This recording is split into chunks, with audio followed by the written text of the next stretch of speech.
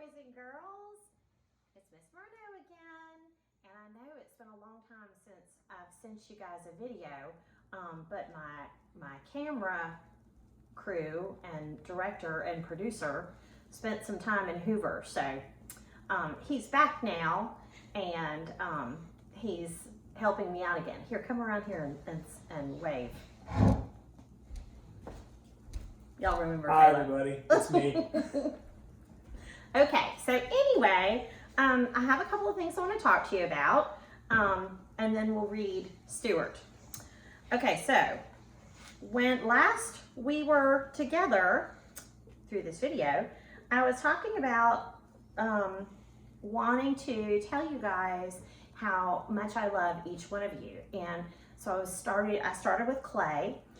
Since it's been a while, I'm gonna do numbers 2, 3, 4, and 5, and just to tell you how much I love you and what I miss about you. So, number 2 is Connor, and one of the things that I love about Connor is that he is always eager to share something, contribute to the conversation. So whenever we're sitting on the carpet, do you remember that? And we'd be talking or reading, Connor always had something to say.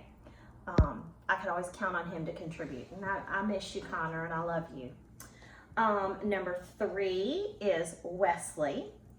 And I love Wesley, and I miss him so much. And one of the things that I love about Wesley is he has such a excited and competitive spirit about him. So whenever we did anything in the classroom that was a competition of any kind, Wesley got right into it and was all about it. I remember when we were doing some math games, and we were doing, do y'all remember when we were doing our tables that were competing? Wesley was so excited and always took that very seriously and gave it his best. So I love you, Wesley, and I miss you too. Number 4 would be Riley. My sweet girl, Riley. One of the things I love about Riley is that she has such a kind heart, and she was always willing to lend a hand to anybody in the classroom that needed help. She has a very patient spirit about her, and she never got frustrated with anyone, no matter what the situation. And I think that's such a gift. So I miss you, Riley, and I love you so much. Number 5 is my girl, Sadie. I love Sadie, and I miss her so much. And one of the things that I cherish about Sadie is that she is a great problem solver. She loves to solve problems in math and was always eager to dig in and try and figure it out. But she also was very good at solving problems within the classroom with friends, with each other. So if something came up and people disagreed or had arguments or anything like that, Sadie was really good about helping people find a solution and a common ground. And so I love that about Sadie, and I miss you, Sadie, and wish we had more time to spend together. But okay, so tomorrow, or the next time I do this, we'll do numbers 6, 7, 8, 9, and 10. Okay? All right, now the next thing I want to tell you is I want us to do a little math problem every time I do a video. So I'm going to give you a story, tell you the story problem, and then I want you to figure out what the answer is. And you can write it out on a piece of paper and take a picture of it, and have your mom or dad send it to me. My email is Moreno, MORENOR, @bibed.org. Or you can have your parents send it to me on the Remind app. But I would love to see your answer and a picture of your work. Okay, so, and you never know, I might just hold up, I might print it out and just hold up the work and show it on the video. So that would be fun. Anyway, here's the math story problem. Okay. All right, I wrote down that Miss Moreno, Taylor, and Roby picked salad lettuce leaves from their garden. Altogether, they picked 27 leaves. If they each picked the same amount, how many leaves did each person pick? Okay, so I want you to think about that. Draw it out if you need to. Remember, we talked about making a picture of the story problem. And then I want to see if you can come up with the solution. Okay? All right, so good luck with that.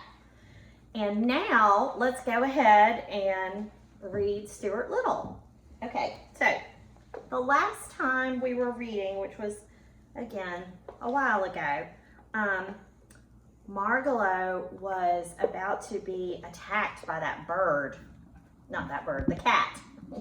Attacked by the cat, and then the bird, the pigeon, found out about the cat's plan and wrote a little warning note, and Margalo decided she needed to just go. So she flew away. So that was the end of chapter 10. So now we are on chapter 11. The title of this chapter is called The Automobile. We know what an automobile is. That's a fancy name for a car. Okay, so chapter 11, The Automobile. For 3 days, everybody hunted all over the house for Margalo without finding so much as a feather. I guess she had spring fever, said George. A normal bird doesn't stay indoors this kind of weather.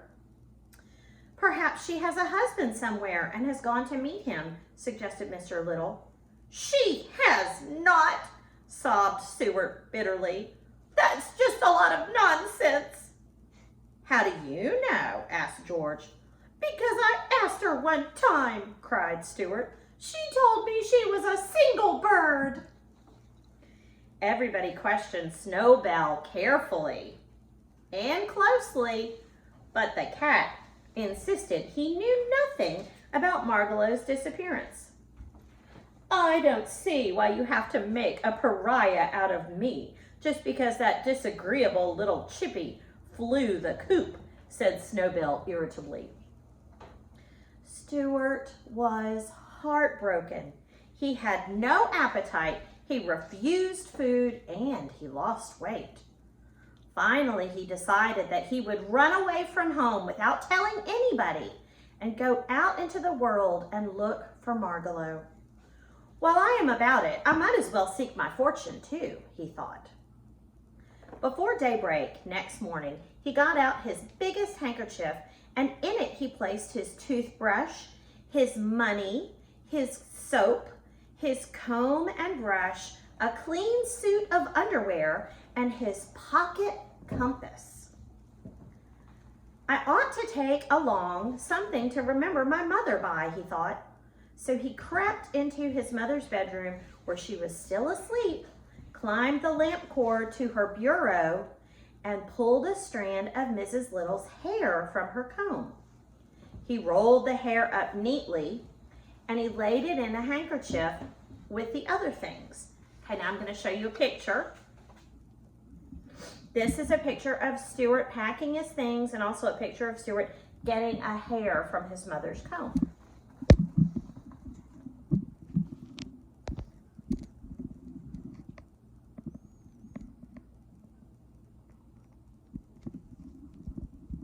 Okay?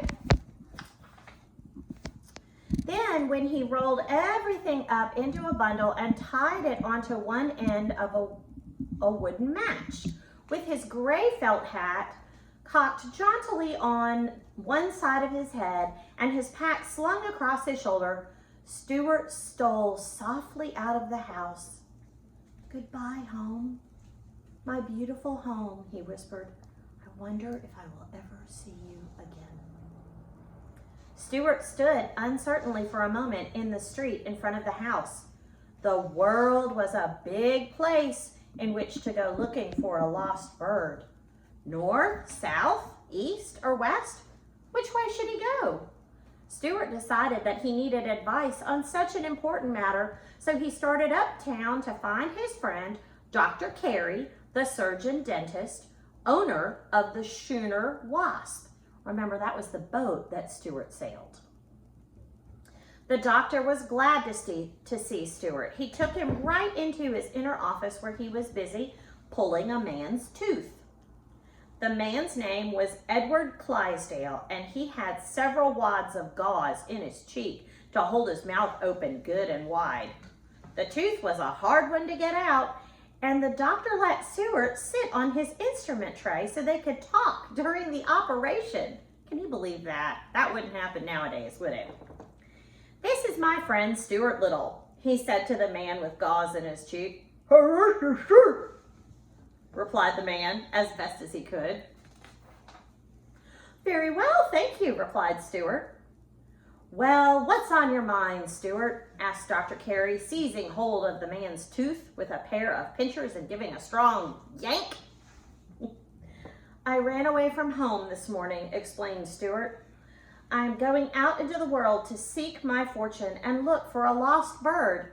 Which direction do you think I should start out in?" Dr. Carey twisted the tooth a bit and racked it back and forth. "What color is the bird?" he asked. "Brown," said Stuart. "Better go north," said Dr. Carey. "Don't you think so, Mr. Clydesdale?" said Mr. Clydesdale. "What?" cried Stuart. said Mr. Clydesdale. "He says look in Central Park," explained Dr. Carey, tucking another big wad of gauze into Mr. Clydesdale's cheek. Okay, and here's a picture of the dentist and Mr. Clydesdale and Stuart. So I'll let you take a look at that.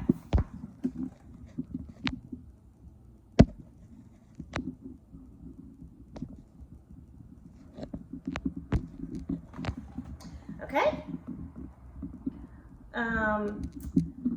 Let's see. Dr. Carey said, "It's a good suggestion. Sometimes people with decayed teeth have sound ideas." Central Park is a favorite place for birds in the spring. Mr. Clydesdale was nodding his head vigorously and seemed about to speak again.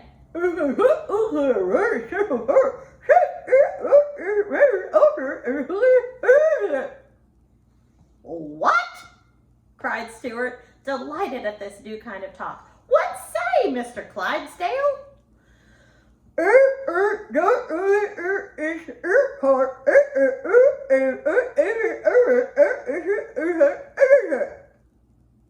He says, if you can't locate the bird in Central Park, take a New York Haven and Hartford Railway train and look in Connecticut, said Dr. Carey. Then he removed the rolls of gauze from Mr. Clydesdale's mouth. "Rinse, please," he said. Mr. Clydesdale took a glass of mouthwash that was beside the chair and rinsed his mouth out. "Tell me this, Stuart," said Dr. Carey. "How are you traveling? On foot?"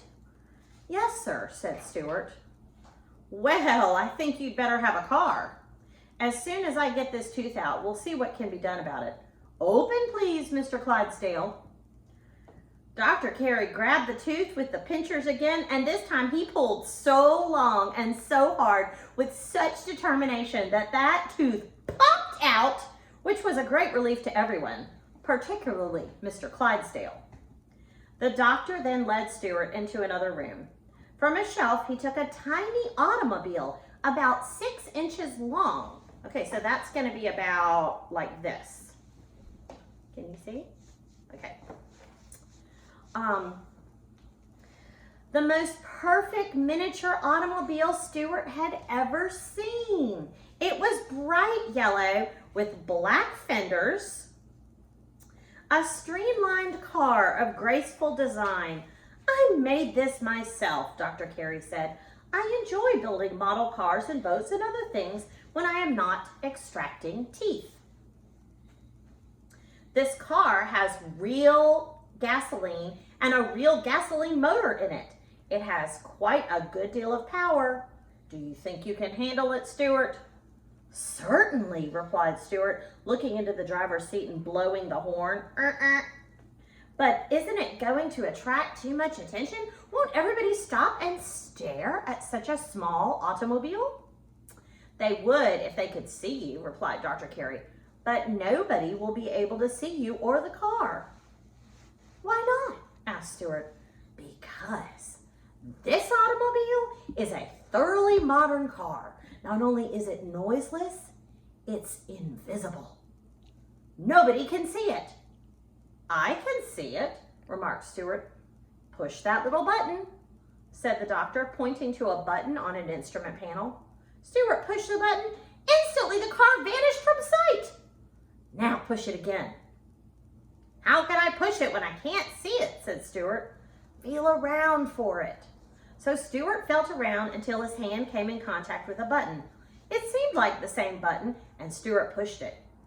He heard a grinding noise and felt something slip out from under his hand. "Hey, watch out!" yelled Dr. Carey. "You pushed the starter button. She's off. There she goes. She's away. She's loose in the room. Now we'll never catch her." He grabbed Stuart up and he placed him on a table where he wouldn't be hit by a runaway invisible car. "Oh, mercy! Oh, mercy!" Stuart cried when he realized what he had done. It was a very awkward situation. Neither Dr. Carey nor Stuart could see the little automobile, yet it was rushing all over the room under its own power, bumping into things. First, there came a crashing noise over by the fireplace. The hearth broom fell down. Dr. Carey leaped for the spot and then pounced on the place where the sound had come from. But though he was quick, he had hardly got on his hands on the place when there was another crash over by the wastebasket. The doctor pounced again. Pounce, crash, pounce, crash. The doctor was racing all over the room, pouncing and missing. It was almost impossible to catch a speedy, invisible model automobile, even when one is a skillful dentist. Oh, yelled Stuart, jumping up and down. "I'm sorry, Dr. Carey. I'm dreadfully sorry." "Get a butterfly net," shouted the doctor. "I can't," said Stuart. "I'm not big enough to carry a butterfly net." "Well, that's true," said Dr. Carey. "I forgot. My apologies, Stuart." "The car is bound to stop sometime," said Stuart, "because it will run out of gas." Okay, would you like to see the picture? Because I know you would. Here's Dr. Carey on the floor trying to catch his invisible car.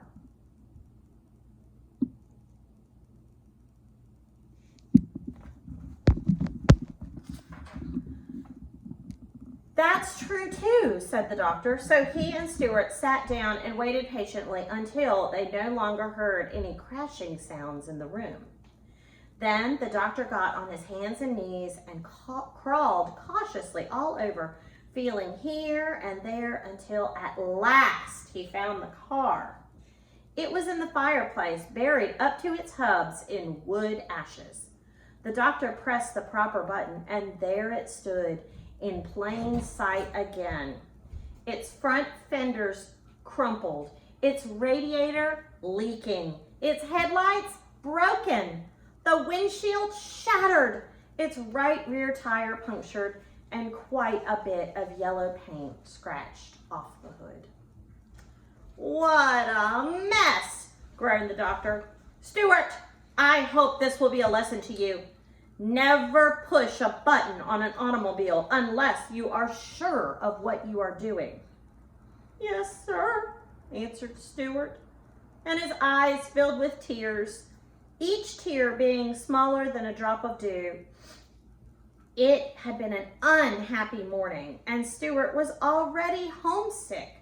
He was sure that he was never going to see Margalo again. And that is the end of chapter 11. Oh my goodness, what an exciting chapter that was. Now, I want you to talk to your mom or your dad or whoever, whatever grown-up lives with you and loves you. And I want you to discuss the chapter with them. And if they weren't listening, I want you to tell them everything that happened and think about the big, important things that happened, okay? And I want you to think about what you think Stuart is going to do next. So the automobile is wrecked. He's feeling very discouraged. What do you think the next thing he's going to do will be? How is he going to solve his problem? Which right now we know is to find Margalo. The other thing I just want to mention to you too, before we say goodbye for today, is I want you to think about a couple of words that you might not have ever heard of before. At the beginning of the chapter, let me read you this sentence. Snowbell said, "I don't see why you have to make a pariah out of me just because that disagreeable little chippy flew the coop," said Snowbell irritably. I want you to think about, what is a pariah? What could a pariah be? Think about the way that it was used in that sentence and see if you can come up with the meaning for that word. See if you can figure it out on your own, and then, get your parent or helpful grown-up to help you find it maybe on the internet and see if you're right, okay? And here's another vocabulary word. Listen carefully to this word. This word I want you to think about is bureau. Bureau.